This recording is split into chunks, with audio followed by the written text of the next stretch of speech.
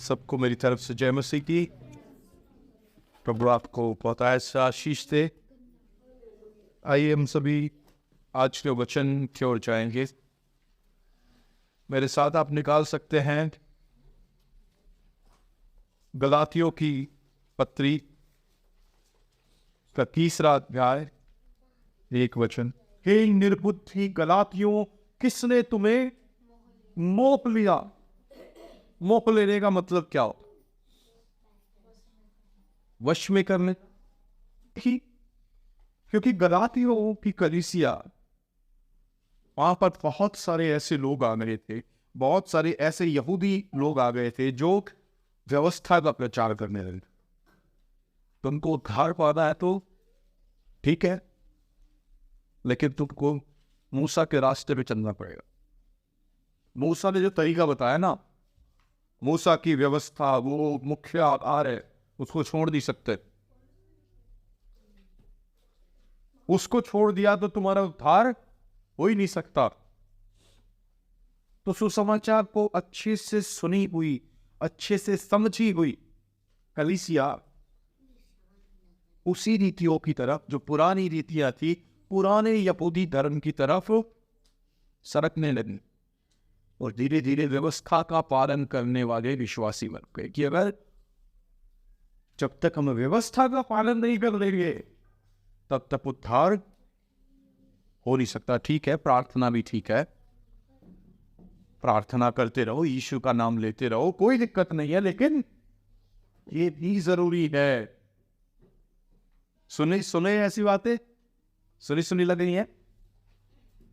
प्रार्थना भी करते रहो, लेकिन ये भी जरूरी है। ये शैतान के शब्द। शैतान आपके जीवन में आकर कहेगा,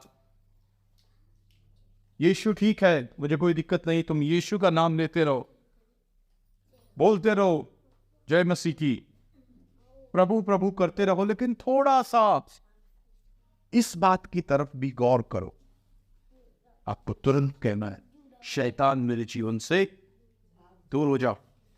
या तो आप 100% मसीह के हैं, या एक भी नहीं। या तो आप 100% प्रभु के हैं, या फिर 1% भी नहीं है। बीच का कोई रास्ता नहीं। ऐसा नहीं हो सकता कि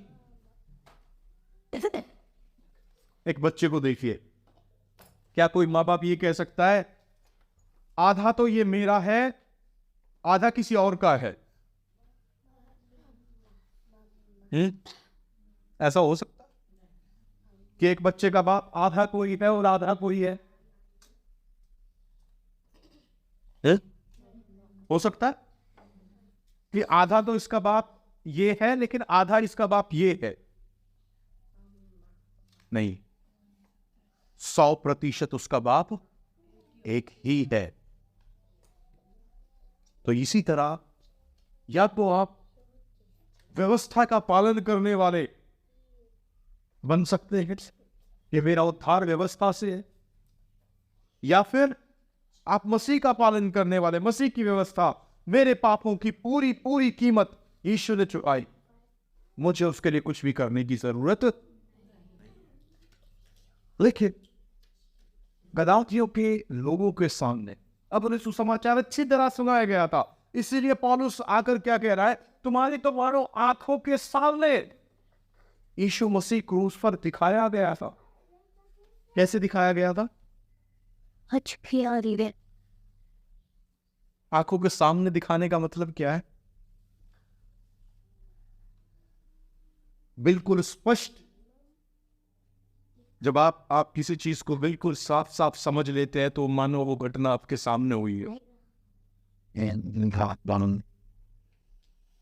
समझ पा रहे? मान लीजिए अगर आपको कोई बात पूरी पूरी समझ में आ गई,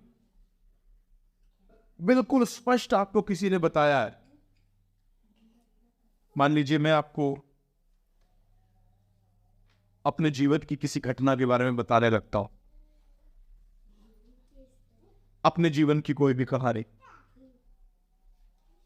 और मैं आपको पूरी डिटेल्स के साथ बिल्कुल स्पष्ट वो बातें बताता हूं, तो आपको लगेगा, आपको आपके मन में भी वो छवियां तैरने लगेंगी, वो सारी बातें आपके दिमाग में यूं की यूं आने लगेंगी कि इस तरह हुआ होगा। हालेलुया। होता है नहीं होता है? तो पौलुस कह रहा है कि बिल्कुल स्पष्ट तुम्हारे सामने सुसमाचार का प्रचार किया गया। सुसमाचार बहुत सही तरीके से तुमने सुना, तुमने समझा, तुम मसीह के पीछे बहुत अच्छे से चल रहे थे, लेकिन तुम्हें तो मानो किसी ने मोह लिया।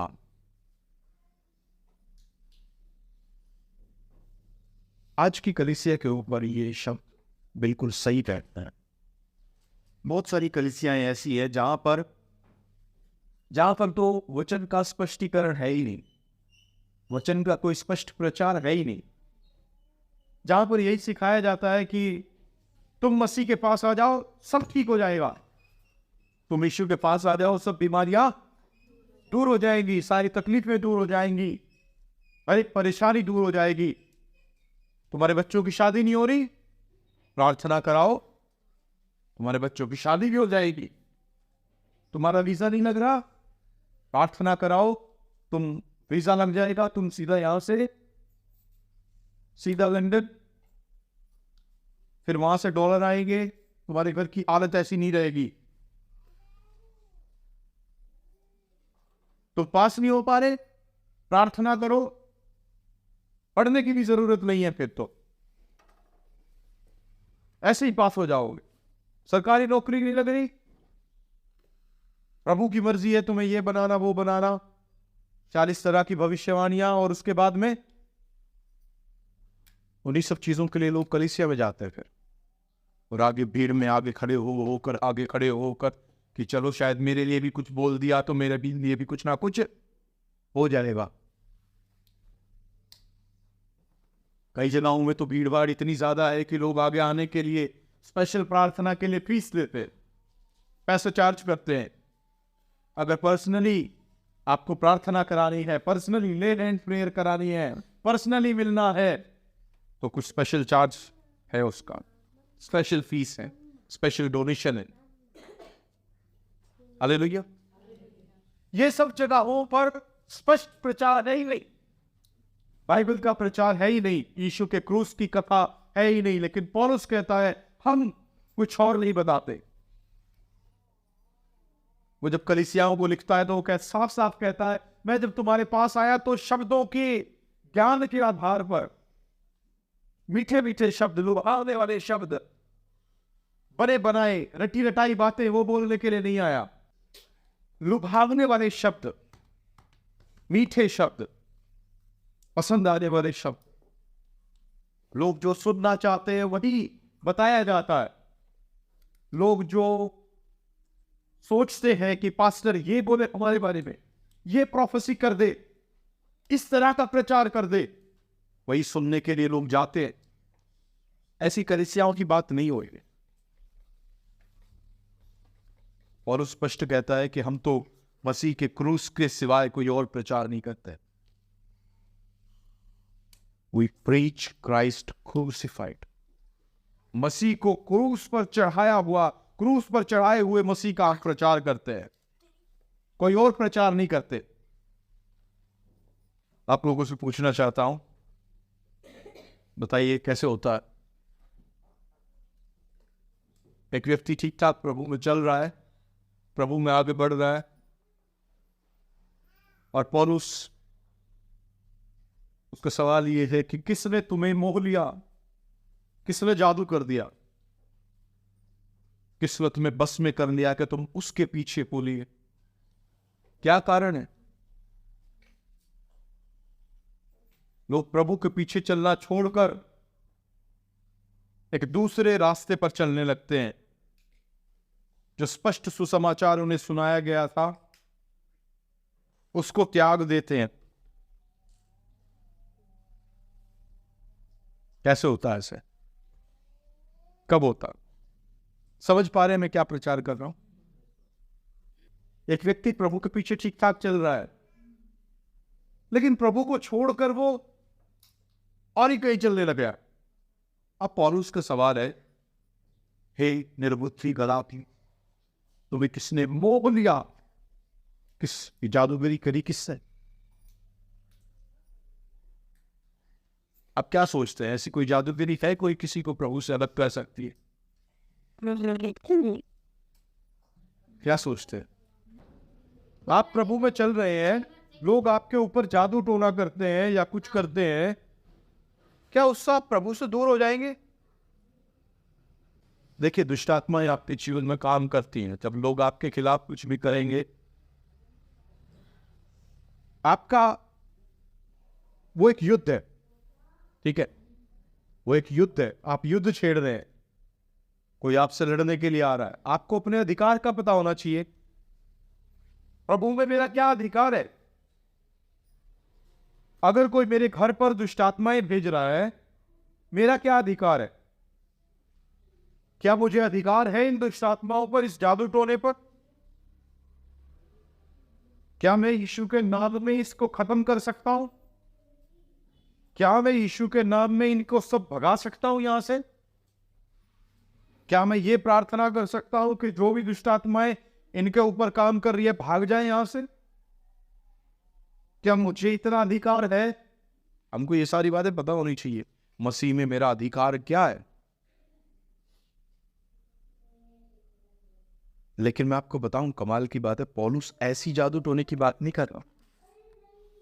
या आपके ऊपर कुछ कर दिया और आप, मुझे तो पता ही नहीं चला, है ना, मुझे तो पता ही नहीं चला कब मैं कहां चला गया। ऐसा होता है ना, कुछ लोग नींद में चलते हैं, नींद में चल, ये वो वाली बात नहीं है कि आपको पता ही नहीं है आप कहां से कहां पहुंच गए, नहीं। लेकिन जादूगरी होती क्या है, इस चीज को समझिए। एक व्यक्ति कुछ ऐसा दिखा रहा है जो लुभावना है, पहली बात, अट्रैक्टिव है, आपको देखने का दिल कर रहा है। कुछ जादू ऐसा दिखा रहा है, आपको कुछ ऐसी चीजें दिखाई जा रही है जो सच नहीं है। समझ पा रहे हैं आप? आपको कुछ ऐसा दिखाया जा रहा है जो सच नहीं है, लेकिन आंखों का धोखा, इस तरीके से आपकी आंखों को धोखा दिया जाता है कि वो मानो सच लगता है। हालेलुया। कई बार आपको भी पता है ये सच नहीं, कई बार आपको भी पता है ये सच नहीं है, लेकिन फिर भी आपको अच्छा लगता है। हालेलुया। बहुत सारी जगहों के अंदर, बहुत सारी जगहों के अंदर जब प्रचार के साथ इस तरह खिलवाड़ किया जाता है, जब सुसमाचार के साथ इस तरह खिलवाड़ किया जाता है, प्रभु के वचन के साथ इस तरह खिलवाड़ किया जाता है, चीजों को वैसा दिखाया जाता है जैसा नहीं है। बाइबल बताती है, शैतान आप ज्योतिर्मय स्वर्गदूत का रूप धारण करता है, वो असल में ज्योतिर्मय स्वर्गदूत नहीं है। हालेलुया। ध्यान दीजिए, शैतान असल में ज्योतिर्मय स्वर्गदूत नहीं है, लेकिन अपने आप को वो ऐसा दिखाता है।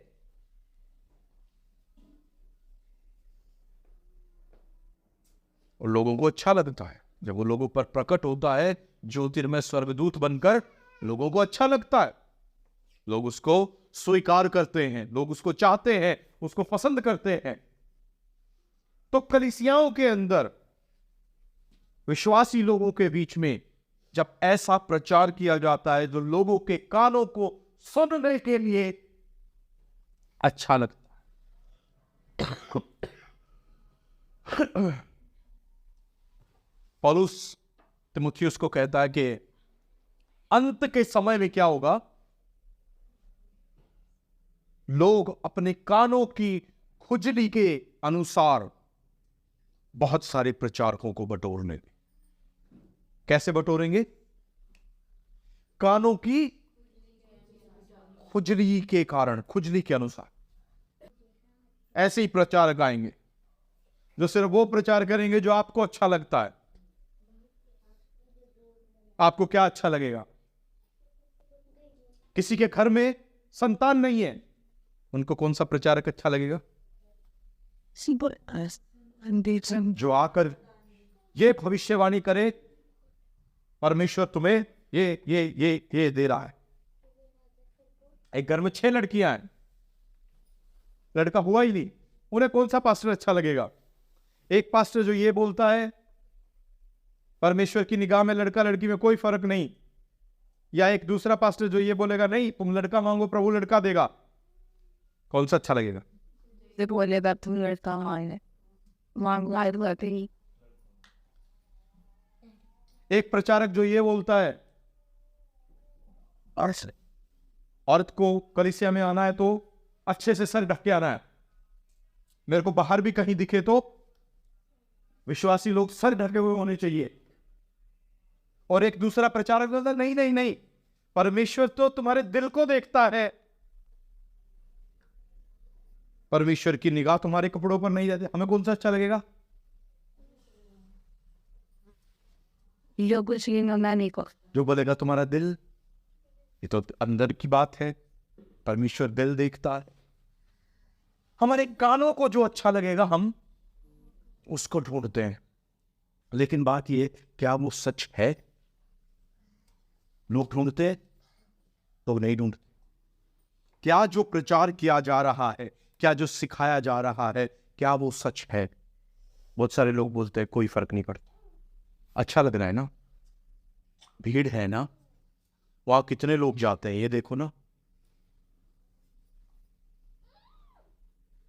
जादू वो चीज है जो आपकी आंखों के सामने किया जाता है, आपको कुछ ऐसा दिखाया जाता है जो असल में है नहीं, और आपकी आंखें अंधाधुंध चमक में आकर उसको फॉलो करने लगती। असली चीज को छोड़कर उस दिखावटी, उस नकली चीज को बोलते ही सच।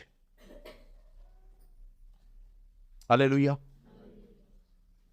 कलीसियाओं के अंदर आज ये चल रहा है। प्रभु का वचन जो सच्चाई से प्रचार किया जाना चाहिए वो ना होकर लोगों के बीच में इस तरह का वचन प्रचार किया जा रहा है जो लोगों को सुनने में अच्छा लगता है, देखने में अच्छा लगता है। सब ठीक हो जाएगा, सब ठीक नहीं होगा। हालेलुया। सब ठीक नहीं होगा जब तक परमेश्वर का राज्य ना आ जाए, सब ठीक नहीं होगा, हालात और खराब होंगे, लड़ाई झगड़े और बढ़ेंगे, युद्ध की चर्चाएं और ज्यादा सुनेंगे आप, अकाल कंगाली बीमारियां और ज्यादा बढ़ेंगी। जैसे जैसे हम अंत के नजदीक पहुंचेंगे हालात और ज्यादा बिगड़ेंगे। सब ठीक नहीं होने वाला। जब तक हम स्वर्ग में ना पहुंच जाए तब तक सब ठीक नहीं होने वाला है। लेकिन लोगों को एक झूठा आश्वासन दिया जाता है, एक इस तरह का प्रचार किया जाता है सब ठीक हो जाएगा, तुम मसीह के पास आ जाओ, तुम्हारे जीवन में सब ठीक हो जाएगा। और आप उसको सच मानकर आपकी आंखें चंधिया जाती हैं और आप मोह में पड़ जाते। ये पास्टर, ये कलीसिया आशीषों वाली कलीसिया, बहुत सारी चर्चेस के नाम के अंदर ही है ब्लेस, है ना, ब्लेस वर्ड पहले से यूज किया जाता है, ब्लेस। जादू, चमत्कार, चिन्ह चमत्कार, वो नाम के अंदर ही, ताकि लोग चमत्कारों को देख कर आए। हमारे यहां तो चमत्कार होते हैं, सुपरनैचुरल होता है। हालेलुया। प्रभु का धन्यवाद हो। प्रभु जब लोगों को चंगा करते, चंगाई के खिलाफ नहीं, बिल्कुल भी नहीं। मेरी दिल की प्रार्थना है प्रभु कलीसिया में से हर एक व्यक्ति को चंगा करे। प्रभु बहुत सारे लोगों को चंगा करते भी हैं। प्रभु की मर्जी है कि कलीसियाओं के अंदर सच्चाई का वचन प्रचार किया जाए, वो नहीं जो झूठ। अगर कहीं पर क्रूस का प्रचार किया जा रहा है, यीशु आपके लिए, आपके पापों के लिए मरा, इसीलिए आपके लिए यह आशीष है, आप उसको स्वीकार करें। बिल्कुल, प्रभु आपके पापों के लिए मरा। यीशु मेरी बीमारियों के लिए उसने कोड़े खाए, इसलिए आपके लिए यह आशीष है। बिल्कुल, उसने हमारी बीमारियों के लिए कोड़े खाओ। आप प्रार्थना करें, घोषणाएं करें, लगातार चमत्कारों के लिए पुकारे।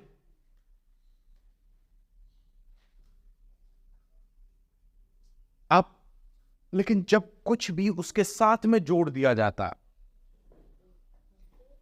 यीशु ने कोड़े तो खाए, लेकिन जब तक मैं भविष्यवाणी नहीं करूंगा तब तक नहीं।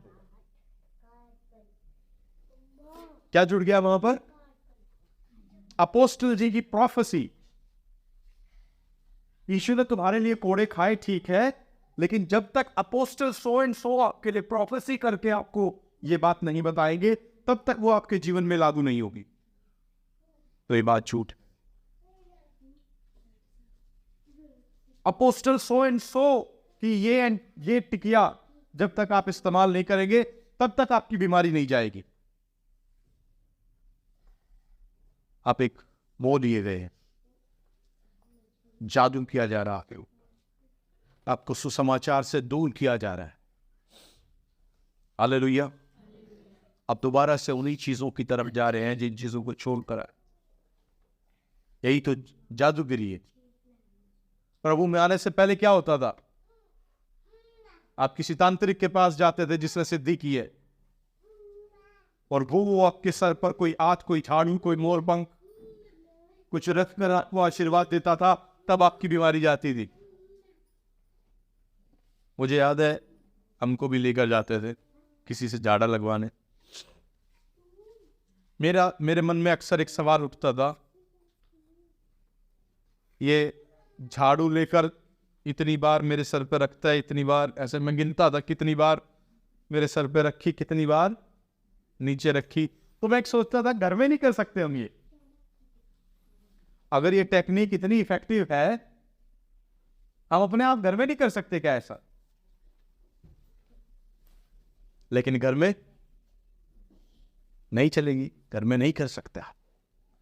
बात सिर्फ झाड़ू में नहीं है, बात वो झाड़ा लगाने वाले में है, तांत्रिक के अंदर है ना? ऐसे ही मानते थे ना। लेकिन वो सब छोड़कर तो हम प्रभु के पास आए। अब दोबारा हम उन्हीं चीजों की तरफ भाग रहे हैं कि नहीं नहीं नहीं, जब तक सो एंड सो मेरे लिए भविष्यवाणी नहीं करेगा, जब तक सो एंड सो मेरे लिए प्रार्थना नहीं करेगा, तब तक कोई आशीष नहीं आएगी। तो प्रभु से दूर होने लगता है। अगर आपको अपना जीवन प्रभु से दूर होता हुआ दिखाई देता है, इस सवाल को अपने अंदर रखिए, किसने मुझे मोह लिया? कौन सी बात है जो मुझे मसीह से दूर कर रही है? एक वचन और पढ़ते हैं, इब्रानियों की पत्री 5वां अध्याय और 13 वचन देखिए। लेकिन 2-3 वाले बच्चे को तो धर्म के वचन की बैठा, जो मसीह में बालक है, जो मसीह के अंदर अब तक सयाना नहीं हुआ है, उसको धर्म के वचन की, परमेश्वर के वचन की पहचान नहीं होती। उसे कोई मोह सकता है, आसानी से नहीं सकता। एक कमजोर विश्वासी है, उसको कुछ नहीं पता, वो बालक है, उसको कोई भी ले जाएगा, उसको कोई भी बोलेगा इधर जाओ उधर जाओ, चला जाए। उसको पता नहीं है, उसके लिए तो सभी कलीसियाएं एक ही है, सब जगह में परमेश्वर का वचन ही तो सिखाया जाता है। बहुत से लोग कलीसिया बोले दूर होता है पास्टर जी, इसलिए नहीं आ पाते। कुछ टाइम के बाद अपने आप ही कलीसिया ढूंढ ली, और क्या बोले, जैसा आप सिखाते हैं बिल्कुल वैसा ही वहां भी सिखाया जाता है। कुछ टाइम के बाद पता चला वो प्रभु को भी छोड़ दिया। अगर ऐसे ही सिखाया जाता था तो आपने प्रभु को क्यों छोड़ दिया?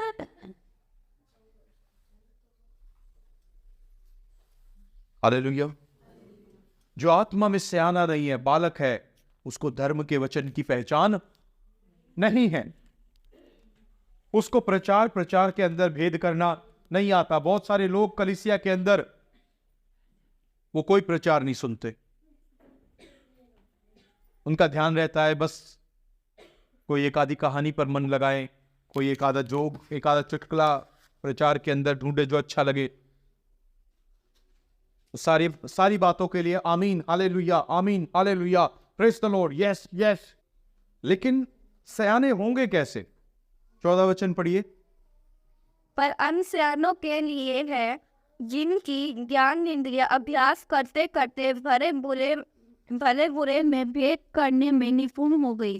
अभ्यास करते करते, हालेलुया, ज्ञान इंद्रियां अभ्यास करते करते भले और बुरे में भेद करने में निपुण हो गई है। किस चीज में भेद करना? भला और बुरा किस चीज में भेद करना?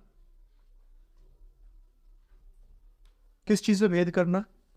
धर्म के वचन में। धर्म का वचन। एक बालक को नहीं पता कि सही है या गलत है, जो भी उसको सिखाया जा रहा है वो सही है या गलत है। आप लगातार वचन को सुनेंगे, लगातार उसका पालन करेंगे, लगातार वचन को सुनेंगे, लगातार वचन का पालन करेंगे। ये आप अभ्यास कर रहे हैं प्रभु के वचन का। जब आप कुछ भी उसके विपरीत पाते हैं तो आपके कान तुरंत ना ना ना ना ना, ये तो हमने नहीं सुना कभी पहले। हालेलुया, ये तो हमने पहले नहीं सुना कभी, ये तो कुछ अटपटा सा लग रहा है। लेकिन दिक्कत क्या है? बहुत सारी कलीसियाओं के अंदर ऐसा वचन सिखाया जा रहा है, लोगों को कुछ भी अटपटा नहीं लगता। आपको बताओ, पिछले दिनों में नाइजीरिया में एक पास्टर ने क्या कहा, चर्च के बाहर घास लगी हुई है, उसने लोगों को बोल दिया घास खाओ। लोगों ने क्या किया? अब वो लग रहा है खाएंगे लोग। जिन लोगों को विविच किया गया है, मोह लिया गया है, वो लोग खाएंगे। खाई लोगों ने। नाइजीरिया की छोड़िए, आपको इधर की बताता हूं। दिल्ली में एक पास्टर ने लोगों को घोड़ी बना रखा है, घोड़ी भी नहीं गधी बना रखा है, क्योंकि प्रचार वही था, यीशु मसीह का गधा। और सब लोग ऐसे दीवार की तरफ मुंह करके घुटनों पर ऐसे आए हुए हैं। आप सोचिए चल क्या रहा है चर्च। एक पास्टर ने दीवारों पर हाथ चिपकवा दिए लोगों के, बोले हाथ लगाओ, मैं 1 2 3 बोलूंगा, तुम्हारे हाथ चिपक जाएंगे दीवार से। ये सब कलीसियाओं के अंदर हो रहा है। लोग जब उनको मोह लिया जाता है, कुछ भी उनको जो कहा जाएगा वो करेंगे, क्योंकि आत्मिक रूप से उनकी आंखें अंधी हो चुकी हैं, उनकी ज्ञानेंद्रियां, उनकी सेंसेस, आत्मिक सेंसेस खत्म हो चुकी हैं। उन्हें सब कुछ प्रभु का वचन लगता है। उन्हें लगता है ये भी तो पास्टर है, ये भी तो पास्टर है, इसमें क्या फर्क है? आपको आत्मिक रूप से सयाना होना पड़ेगा। आपको जानबूझकर ऐसे फैसले लेने होंगे जिससे आप प्रभु के निकट